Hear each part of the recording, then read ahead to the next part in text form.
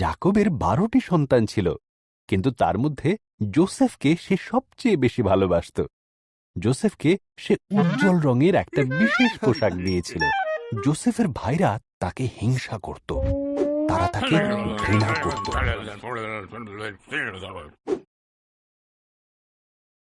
Joseph বিশেষ কিছু স্বপ্ন দেখত। সে বলল, স্বপ্নে আমরা গমের আঁটি বাঁধছিলাম। তোমাদের বাঁধা গমের আঁটি আমার বাঁধা গমের আঁটির কাছে মাথা নুইয়েছিল। এই শুনে যোসেফের ভাইরা তাকে আরো হিংসা করতে লাগল। যোসেফ আরো একটি স্বপ্ন দেখেছিল। সূর্য, চন্দ্র এবং 11টি তারা আমার সামনে নতজানু হয়েছে। তার বাবা আর ভাইয়েরা অভিযোগ করল, তুমি কি বলতে চাও? তুমি আমাদের শাসন করবে? একদিন যোসেফের ভাইরা মাঠে মেষ চড়াচ্ছিল। তারা দূর থেকে যোসেফকে আসতে দেখল। তারা যোসেফকে হত্যা করার পরিকল্পনা করল এবং তার সমস্ত স্বপ্নকে শেষ করতে চাইল। রুবেন বলল, আমাদের ভাইকে হত্যা করা অন্যায় হবে, বরং এই পরিত্যক্ত কুয়োর মধ্যে একে ফেলে দেওয়া যাক। তখন তারা যোসেফের বিশেষ পোশাকটি খুলে নিল এবং তাকে কুয়োয় ফেলে দিল। কিছু ইসমাইলীয় ব্যবসায়ী ওই পথে মিশর যাচ্ছিল। জিহুদা বলল, আমরা যোসেফকে দাস হিসেবে ইসমাইলীয়দের কাছে বিক্রি করে দিই। সুতরাং তারা যোসেফকে 20টি রৌপ্য মুদ্রার বিনিময়ে বিক্রি করে দিল। যোসেফের ভাইরা তার পোশাকটিকে ছাগলের রক্তে ডুবিয়ে জাকবকে দেখাল। আমার পুত্র মৃত, এই বলে জাকব খুব কাঁদল। ইতিমধ্যে যোসেফকে মিশরে নিয়ে যাওয়া হল, কিন্তু ঈশ্বর যোসেফের সাথেই ছিলেন।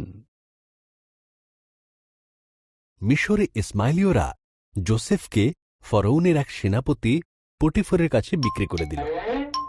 ঈশ্বর যোসেফকে আশীর্বাদ করলেন এবং সে জীবনে প্রতিষ্ঠিত হল। পটিফর তার গৃহের দেখাশোনার দায়িত্ব যোসেফকে দিল। যোসেফ পটিফরকে যত্ন সহকারে সেবা করত। এদিকে পটিফরের দুষ্ট স্ত্রী যোসেফকে দিয়ে ঈশ্বরের বিরুদ্ধে পাপকর্ম করাতে চেষ্টা করে। যোসেফ অস্বীকার করে। তখন সে মিথ্যা বদনাম দেয়। পটিফর স্ত্রীর কথা বিশ্বাস করে এবং যোসেফকে কারাগারে বন্দী করে। কারাগারে ফরৌনের 2 দাসের সাথে যোসেফের পরিচয় হয়। তাদের প্রত্যেকের একটি করে স্বপ্ন ছিল। ঈশ্বর যোসেফকে সেই সব স্বপ্নের অর্থ দেখান। যোসেফের ব্যাখ্যা সত্য বলে প্রমাণিত হল। পানপাত্রবাহক ছাড়া পেল আর রুটি নির্মাণকারীর ফাঁসি হল। 2 বছর পর ফরৌন 2টো দুঃস্বপ্ন দেখল। পানপাত্রবাহক যোসেফের কথা মনে করল এবং সে ফরৌনকে সব কথা জানাল। তখন ফরৌন যোসেফকে ডেকে পাঠাল এবং তার স্বপ্নের কথা বলল। ঈশ্বর ফরৌনের সেই স্বপ্নের অর্থ যোসেফকে দেখালেন। যোসেফ বলল, 7 বছর প্রচুর শস্য উৎপাদন হবে, তাই প্রচুর শস্য মজুত করে রাখতে হবে, কারণ তার পরের 7 বছর দুর্ভিক্ষ হবে।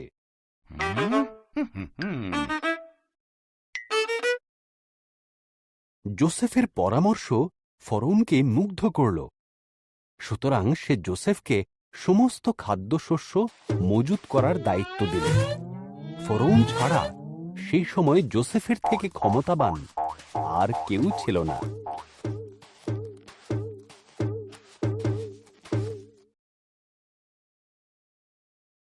যোসেফের ভাইয়েরা খাদ্যশস্য কেনার জন্য মিশরে গিয়েছিল। তারা যোসেফের কাছে নতজানু হল, কিন্তু তাকে মোটেই চিনতে পারল না।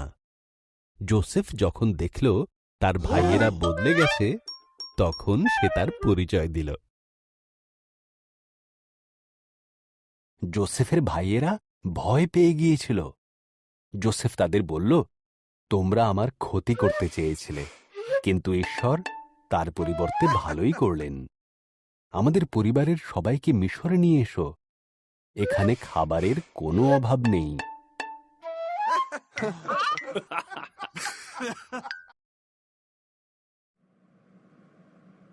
ভিডিওটি সম্পূর্ণ দেখার জন্য আপনাকে অসংখ্য ধন্যবাদ। আরও নতুন নতুন ভিডিও পেতে চ্যানেলটিকে সাবস্ক্রাইব করে রাখুন।